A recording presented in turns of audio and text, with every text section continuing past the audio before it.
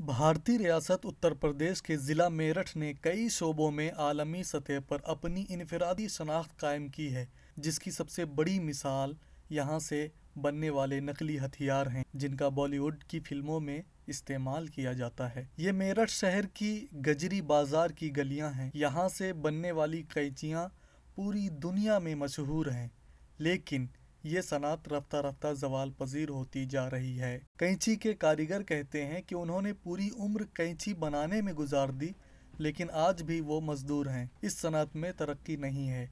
उनके मुताबिक हुकूमत भी इसे फ़रोग देने में कोई ताउन नहीं करती। ये हैं 70 बरस के मोहम्मद इस्लाम, जिन्होंने अपनी ज़िंदगी का बेशतर हिस्सा कैंची बनाने में गुजारी। कैंची बनाते बनाते उंगलियां भी टेढ़ी हो गई हैं और दांत को भी जख्म पहुंचा है। अब इस्लाम बेयारो मददगार हैं। दुनिया भर में मशहूर मेरठ की कैंची का कारोबार आज ज़वाल पजीर होता जा रहा है।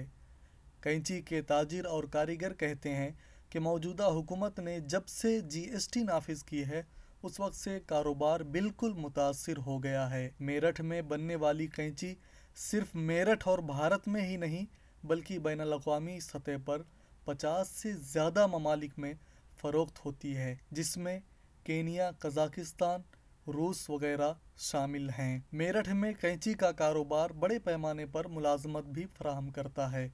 मकामी लोगों का कहना है कि कुछ बरस कबल हज़ारों की तादाद में लोग इस कारोबार से वाबस्ता थे, लेकिन अब सैकड़ों की तादाद में ही लोग काम कर रहे हैं, जिनमें अक्सरियत उनकी है जिन्हें दूसरा काम नहीं आता। वो ये भी कहते हैं कि मौजूदा पस मंज़र में चाइना की मसनूआत की वजह से अब ये कारोबार सिमट रहा है। दूसरी वजह कच्चे मटेरियल की दस्तयाबी में काफ़ी मुश्किलात का सामना और हुकूमत की जानिब से कोई ताउन न मिलना भी है। मेरठ के कैंची ताजिर बताते हैं कि एक वक्त था जब सालाना 50 करोड़ की आमदनी होती थी, जो कि अब 15 से 20 करोड़ रुपए पर ही सिमट कर रह गया है। माहिरीन के मुताबिक मेरठ की कैंची बहुत खूबियों की हामिल होती है, जिसे ख़राब होने पर दोबारा दुरुस्त भी किया जा सकता है। इस कैंची की खुसूसियत यह है कि इसकी धार बरसों चलती है।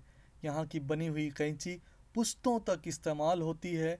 इस हवाले से इलाकाई मुहावरा भी है, दादा ले पोता बरते। ये औजार हमारा 1800 रुपये का आ जाया करता था, आज 10,000 से कम का नहीं, और मजदूरी हमारी वही की हुई है जो पहले।